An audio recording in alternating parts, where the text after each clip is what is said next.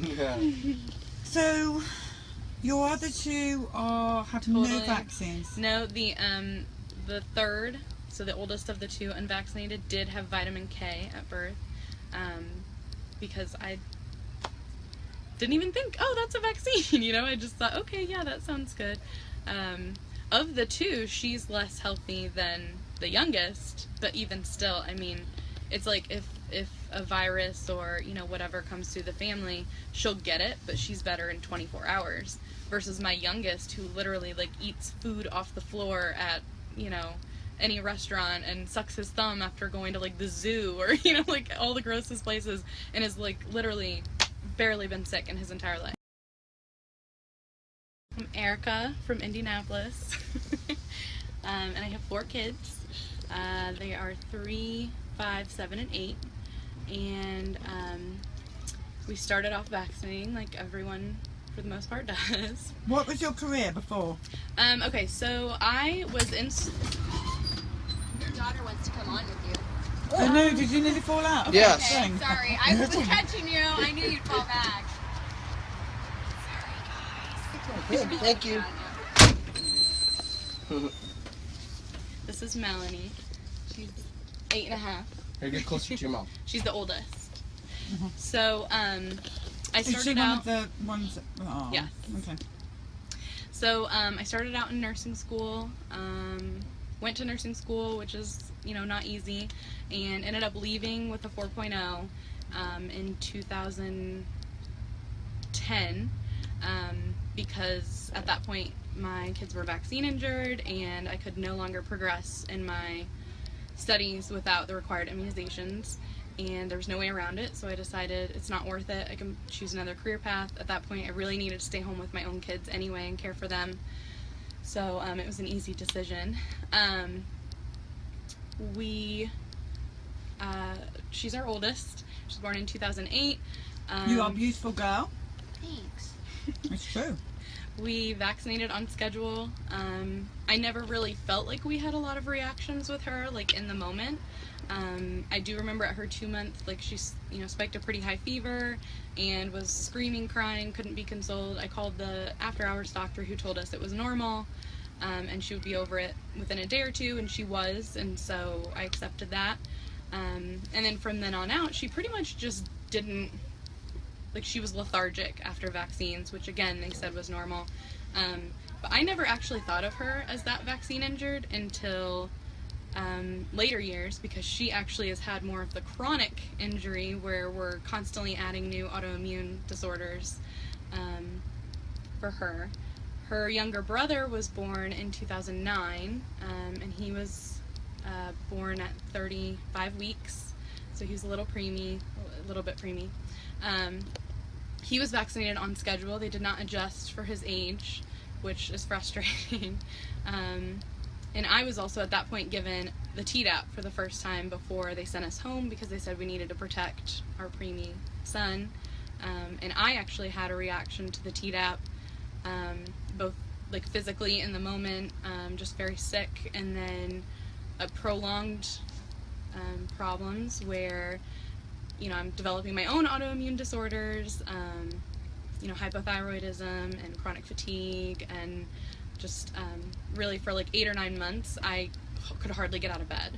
I was so tired, I literally couldn't even get out of bed in the morning, which is fun when you have a newborn and a 1-year-old. So at that point, my youngest at the time, the preemie, was given all his shots on time, and every time he was having reactions. He was having the high fever, he was having the encephalitic cry, he would have rashes, he had GI issues. We took him to the ER like every single time, and they said this is normal. He wouldn't respond to, you know, Tylenol and ibuprofen, whatever we were giving him for the fever that they told us to give him. And he like just changed with each set of vaccines. He went from the happy, calm baby to, you know, the like problem baby, like I don't have an easy baby, you know. For him, the worst of it came when he was 6 months. That was 2009. It was the year of the big H1N1 scare. And because he was a preemie, we were told that we were on the priority list for the special H1N1 flu vaccine that came out. And so we should all rush in and get the vaccine. Why were you on the priority? Because we had a preemie baby. So there was a shortage. There was actually a shortage. You had to be like on the wait list to actually even get the vaccine because there weren't enough to go around because they rushed it to market. And because we had a preemie baby, they said, come in, you're on the priority list. And because of your background and everything else, you didn't question it. Oh, no. I was like, oh, we're so lucky, like we're on the priority list. And I mean, I was rushing to the doctor to get our vaccines, you know. However, 2 days before we actually got the vaccine, we were all sick with H1N1. We went to the ER, we got the swab, they confirmed it was H1N1. And that's actually another reason why our doctor said we should hurry in, because if we got the shot, it would lessen the effects of the H1N1 we currently had. And I actually read the vaccine insert while we were sitting in the lobby and said, it says on here, don't give it if you're sick, and we're sick. And she said, it's not going to be a problem. You are already sick. You desperately need this. The benefits are going to... You are already sick. You desperately... When did the... Oh my gosh. So this was November of 2009. So actually, also at that time, I believe it's different now, you got 2 flu shots. And it was like you get one and then 30 days later you get a second one to increase effectiveness. So myself, my husband, and our 2 kids at the time all got 2 doses of normal flu and then 2 doses of H1N1. And then in addition, the 2 kids received a 3rd dose of the normal flu because the doctor's office did not realize that they'd already gotten their 2nd dose, and so at their next appointment they gave them I'm surprised you guys another are all one. alive, to be honest So with you. the kids received 5 flu vaccines within a 2-month period, and then my husband and I So received stop 4. 1 second. 5 flu vaccines on your children in a 2-month period. And I brought their shot records because That, it's literally unbelievable. I actually didn't even make this connection myself until recently. I have looked at these shot records so many times and just never actually counted up of the flu. I've been focused on MMR, I've been focused on deep tap, you know, I've never... It's really important, people, that you go back and look at the records, because the truth is actually in that, and of course they've tampered them. And also that's provided they haven't stolen them like Billy's. Right. We've And- had some and records temples, we isn't tried it? to pick up from the hospital for like ER visits to kind of coordinate when the ER visits were compared to when the shots were, and the hospital has lost our visit records. So for what have you those. got there? Show us what you've So got I have there. here, I have their shot records. So this is my son, the preemie baby, and he has influenza here, November 2009, influenza November 2009, influenza December 2009, influenza January 2010, and then again the H1N1 November 2009. And there's like lot numbers and I mean everything. It even tells the time that it was given for most of these. And then hers are the same, except she actually received, he received 4 influenza and 1 H1N1, and she received 3 influenza and 2 H1N1. So again, I think that's another error where he was supposed to get the H1N1 and they ended up giving him an extra regular influenza. So lots of medical error. So basically this was the point that everything really hit the fan. Could you hold on just a second? Sure. Sorry. Sorry, go ahead. Especially with the preemie at the time, because again she was having less noticeable reactions, but even that time it was noticeable. But the preemie screamed and cried inconsolably for days on end, had terrible fever that just would not come down. I was in my nursing program at the time and had been called on 3 different days in a row to come pick him up from daycare because they said we cannot have him here. He's screaming so badly. Nobody can console him. He has to be injured. So I had actually taken him to the doctor. Every time I picked him up, I took him to the doctor immediately after because the daycare required a doctor's note to return saying that he was not sick or injured. So I went to the doctor 3 days in a row, and every time she told me, he's fine, give this note to your daycare, they're just being overprotective. On the third day, I went back and I said, I'm not leaving until you can tell me what's wrong with him, because this is not normal. I really think it's these shots that we just got. She said, absolutely no way could it be the shots, that this just doesn't happen with shots. They're safe. These things don't happen. And because I said I won't leave, she ended up, we were there for 6 hours. She did not see any other patients those entire 6 hours. And we stayed in a room together while she examined every inch of his body, every inch. She even took us into a dark room with a black light looking all over his body for what else might be wrong with him. And at the end of the day, she said, I think I noticed a scratch on his cornea under the black light, and so I'm going to give you a referral to a pediatric ophthalmologist to have him checked out. So we went that next morning to the pediatric ophthalmologist, who told me I was a hypochondriac because there was nothing wrong with my child's eyes or vision or anything, my 6-month-old baby, and that I should go home and just take care of my kid. So that was the point at which we really lost faith with her, and I mean the doctor, of course, and we started to question things. We still vaccinated for I think 3 more times after that, but at this point it was more out of fear of what would happen if we didn't, versus just, you know, accepting that that's what's healthy for them. So then going to her, her reaction to all those flu shots and the H1N1, at that point she suddenly overnight started waking up almost every night in the middle of the night with leg pains. And so everybody told us it was growing pains, but it persisted, and it was specific to the joints, where everything I'd read said that growing pains would be like in the shins. So we took her to the doctor, and you know, she just said it was growing pains. So after a while, again, we said, no, it's not. Something's wrong here. We need to get her checked out. So the doctor obliged and sent us for kind of just some basic blood work. And her LDH levels came back elevated, which indicates tissue damage. So she sent us to a pediatric oncologist, which scared the heck out of us. And basically we spent like an entire day at the Children's Hospital doing abdominal ultrasound. They did a full body bone scan, they did CT scans, they did more blood work, they did a urinalysis, they did everything under the sun, and couldn't find anything wrong with her for why she would be having all these pains. So we still didn't have an answer, but they told us they thought it was growing pains and that we should, if we were still concerned, see a rheumatologist, because she might just have juvenile arthritis. So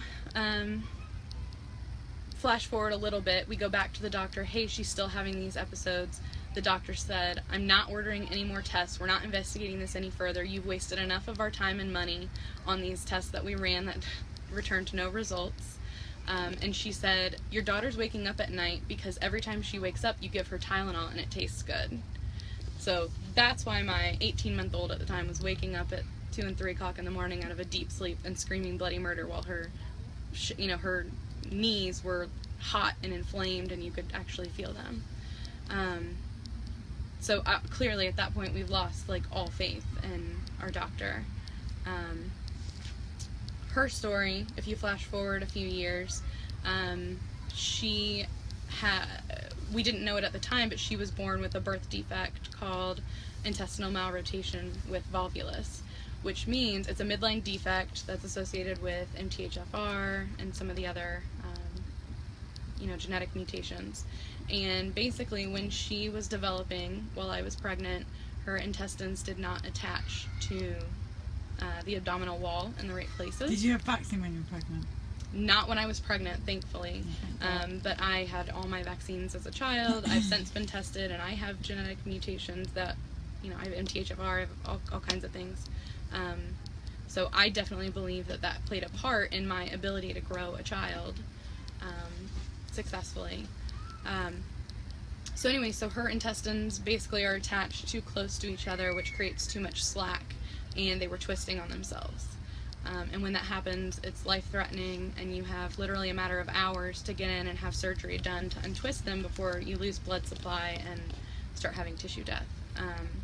So she had 2 different surgeries to correct this problem.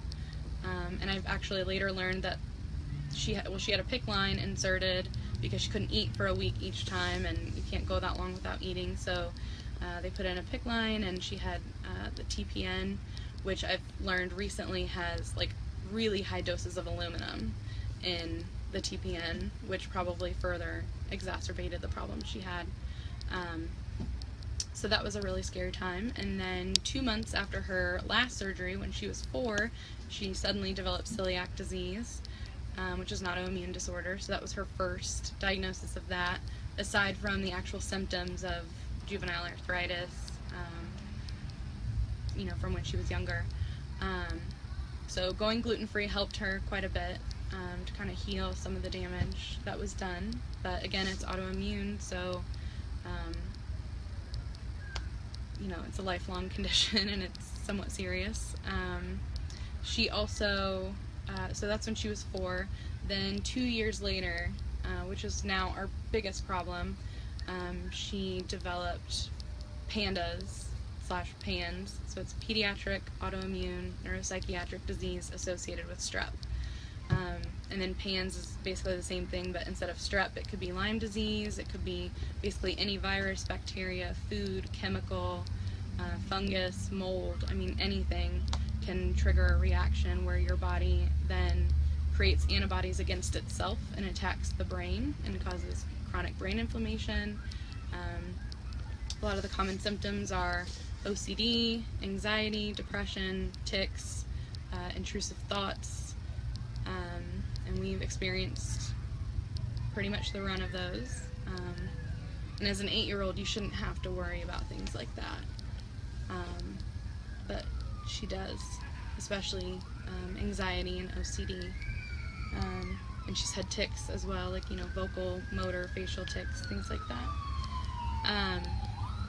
So basically her story is that she didn't have a ton of obvious symptoms at the time of the actual vaccines, though she did have more mild reactions, but as she gets older, we're adding new autoimmune disorder diagnoses, almost every year, and life is getting harder instead of easier for her.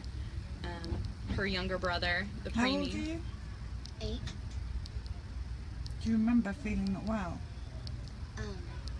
No. Are you happy? Yeah. Do you have friends? Yeah. Do you like school? I don't know. You homeschool? Yeah. Do you have any pain anywhere? No. Do you ever get headaches? Yes. You're amazing. Thanks. You're sitting there so nicely. What's your favorite thing to do? Color. Nice. You like colouring? What's your favorite colors? Pink and purple. Purple, nice.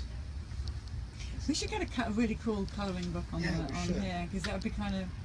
I honestly was just about to say, it's like, she's just really calm, just chilling, She is. really she's well lovely, behaved, yeah. and like, She's a sweetheart.